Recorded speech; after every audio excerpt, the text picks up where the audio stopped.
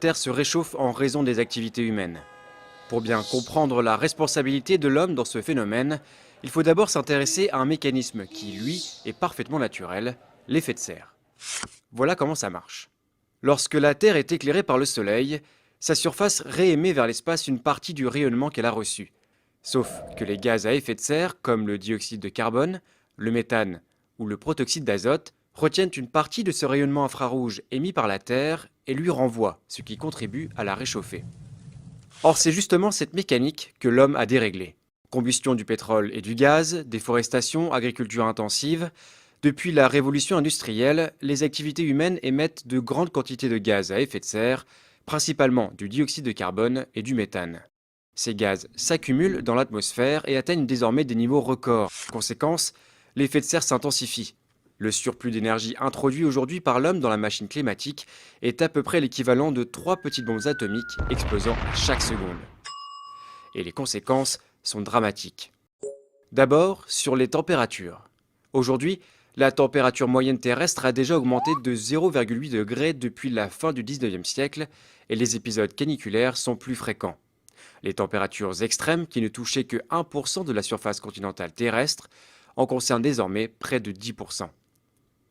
En admettant que la concentration de CO2 double d'ici 2100, la Terre verra sa température moyenne grimper encore dans une fourchette comprise entre 1,5 degré et 4,5 degrés supplémentaires.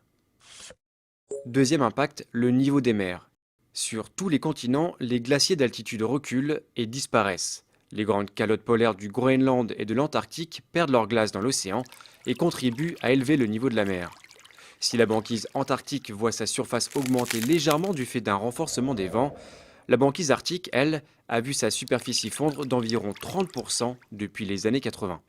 Résultat, le taux moyen d'élévation de l'océan est aujourd'hui d'environ 3,3 mm par an, mais ce taux est appelé à s'accroître à mesure que les émissions se poursuivent. Déjà montés d'une vingtaine de centimètres en un siècle, les océans pourraient s'élever, dans le pire des scénarios, d'1 mètre d'ici 2100. Les petits États insulaires du Pacifique ou de l'océan Indien, comme les Maldives, seront les premiers à disparaître. Troisième élément directement touché par le réchauffement climatique, les précipitations.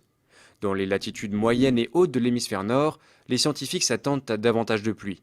En Californie ou dans le bassin méditerranéen, ainsi que dans toutes les régions déjà arides, ils prévoient des sécheresses plus longues et plus fréquentes, ainsi qu'une réduction du débit des fleuves. Le problème, c'est que les centrales thermiques et nucléaires sont justement refroidies par les cours d'eau. Ceci pourrait donc avoir des répercussions importantes sur la production d'électricité. Enfin, l'un des effets les plus méconnus et les plus inquiétants du changement climatique en cours reste l'acidification des océans. Le CO2 excédentaire se dissout en effet dans les eaux de surface et les rend plus acides. La rapidité de ce phénomène est inédite depuis 300 millions d'années et les scientifiques ignorent les effets qu'il aura d'ici à quelques décennies. Les coquillages et certains planctons qui constituent le socle de la chaîne alimentaire pourraient ne pas pouvoir s'y adapter.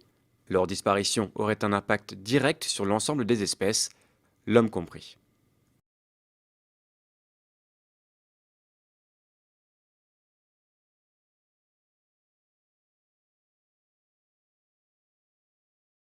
Les activités humaines ont provoqué l'augmentation artificielle des gaz à effet de serre. Le filtre s'est transformé en une couche de plus en plus dense qui forme comme un manteau autour de la Terre et retient plus de chaleur. C'est ce qui provoque le réchauffement de la planète. Le réchauffement de la planète modifie les équilibres naturels.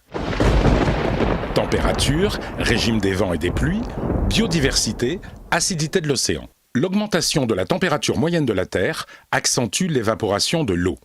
Le cycle de l'eau se modifie, avec pour conséquence plus de pluie au nord et de sécheresse au sud, et des événements climatiques extrêmes plus fréquents.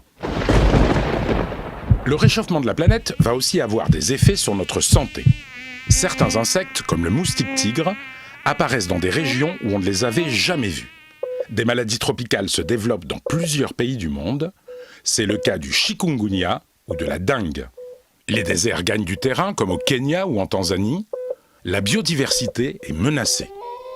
20 à 30% des espèces végétales et animales de la planète risquent de disparaître à court terme, soit environ 20 000 espèces par an. La première chose à faire est de limiter les émissions de gaz à effet de serre. Pour cela, nous devons réduire la production et la consommation d'énergie fossile, comme le gaz, le pétrole ou le charbon. Dans le même temps, il faut continuer à développer les énergies renouvelables, le solaire, l'éolien, l'hydraulique, la géothermie, les biocarburants, mais aussi lutter contre la déforestation tropicale.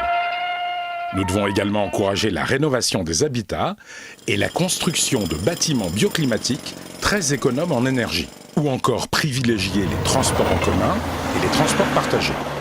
Nous pouvons aussi limiter tous les gaspillages de la vie quotidienne, eau, énergie, déchets ménagers et industriels. Enfin, nous devons nous adapter à la hausse des températures et à la modification du climat. Certaines cultures qui demandent trop d'eau pourront être remplacées par d'autres, mieux adaptées au climat. Chacun de nous a donc un rôle à jouer. Par nos actions individuelles et collectives, nous pouvons adapter nos sociétés et lutter contre le changement climatique.